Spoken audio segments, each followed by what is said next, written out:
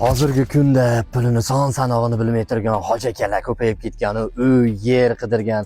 O'shalarning e'tibori markaziga yana bitta ravoxonada joylashgan 3 sotiqlik yerimiz uyi bilan birga e'tiboringlar markazida. Qani marhamat. Tashqarilarini sizlarga ko'rsatib ketsak, bu yoqda tandirxonasi, kladovkasi bemalol kelib ko'rsanglar bo'ladi. Bu yoqda kladovka, ko'mirxona bir narsa qilib qo'ysanglar bo'ladi.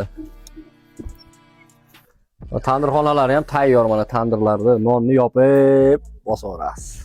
Yerdan tashqari zdaniyaning orqa tomonida ham soyga yaqin bo'lgan joygacha joylari bor. Pastda sel uchun strafovkalari tayyor. Qo'rqish yo'q.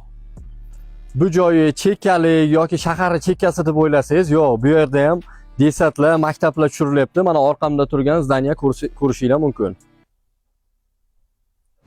Uyimiz 3 xonadan iborat. Bu yoqda bitta kiraverishda kichikroq komnatamiz.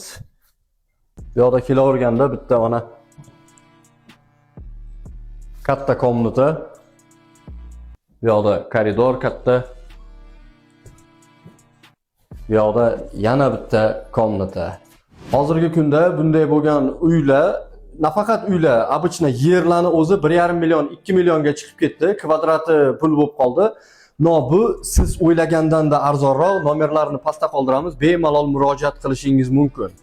Dokument tomondan hamma joy top-toza, texpasportlarigacha bor. Shunda olasiz, nomingizga o'tkazib berishadi. Bemalol kelib yashashingiz mumkin. Ozgina kosmetik remont yoki bor yoki yo'q, kelib bemalol yashasangiz ham bo'laveradi.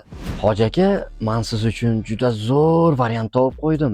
Bitta ko'rib olsangiz, bosib olishingiz mumkin.